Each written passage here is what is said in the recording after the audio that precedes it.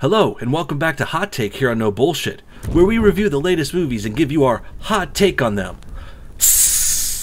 Today's subject is Blockers, a brand new comedy movie from Universal. This one's got a high school sex pact like American Pie's never seen before. Is this movie fun? Is it worth seeing? Is it going to make everybody laugh? I think so. I think this movie is pretty great. Lots of good stuff in there, lots of good jokes, really good comedy, crude humor. It's a rated R picture, but it's a welcomed rated R. I like seeing raunchy comedies. I like seeing controversial, in-your-face kind of stuff, and Blockers really brought it to the table. A lot of people are going to compare this to American Pie, so let's go ahead and get that out of the way. It's hard to say if it would hold up to American Pie. I think they're both funny movies. American Pie is a classic, though. There are a couple of cool things that Blockers has going for it. Most noticeable difference is it's girl kids instead of boy kids. So we've got a different flip here, kind of like the Ghostbusters 2016 of American Pies, if so to speak. It's the feminist American Pie version with girls who have their own sex pact.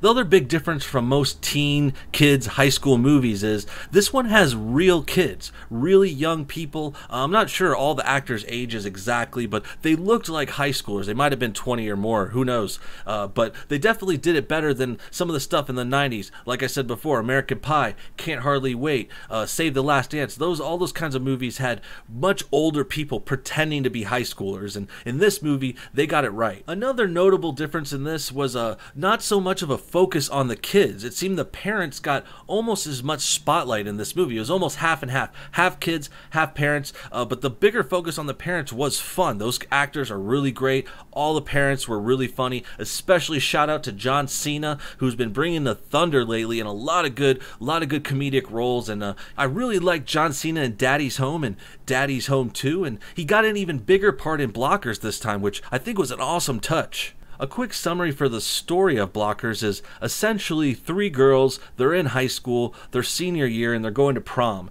And what I liked about this movie is it all takes place on one day, and they don't stretch it out like over the whole year or over a month or anything. It all happens on the day of prom, and a lot happens that day. It makes it very exciting, makes it very fast-paced, and essentially the girls are getting ready to go to prom, and they make a promise with each other. You can see this in the trailer. They all make a promise to lose their virginity, have sex at prom, and get that out of the way, and then from there, of course, the parents find out and they're trying to stop them or block them. One thing I did notice going on around this movie was there weren't any feminist or pro-women messages or people backing it up. I mean, shouldn't they be supporting this like they did Ghostbusters before or other all-girl movies they get all behind? Something like this happened with Black Panther. It was the big black support and everyone's talking about how it's black actors. I think Blockers should be getting the same kind of push, the same kind of momentum. It's a girls movie. It's girl power. I mean, sure, there's some guy actors and their dads are in the movie too, but this is really a girl power movie, especially these girls. They're taking their sexuality and really in a way their virginity, and they're taking control of it. And that's actually why I think that girls aren't getting behind this. Feminists don't like this sex pact stuff, and they don't like raunchy comedies either, and they don't like to have fun. They have no life in them, and they don't know how to laugh. Other thing I noticed in the movie that was pretty funny, there were some interesting relationships, particularly a couple of interracial ones that are kind of in your face. Not that I have a problem with that, I just found it interesting. John Cena's wife is I believe Indian or Pakistani woman, and that's who their daughter is.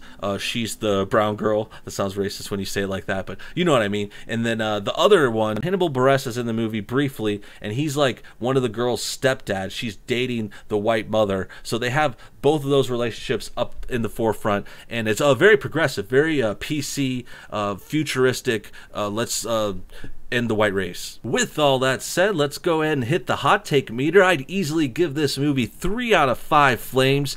Definitely worth your time. Definitely a fun picture. Not Ford-worthy though. Not necessarily as memorable. I don't know if it's going to be the funniest movie of the year. I still think Game Night might have it beat out from a couple months ago, but still a welcome addition, a welcome early pre-summer comedy picture. So go check it out if you're interested in those kind of movies. If you like rated R comedies, if you like raunchy stuff, if you like the idea of a teen high school prom night setup.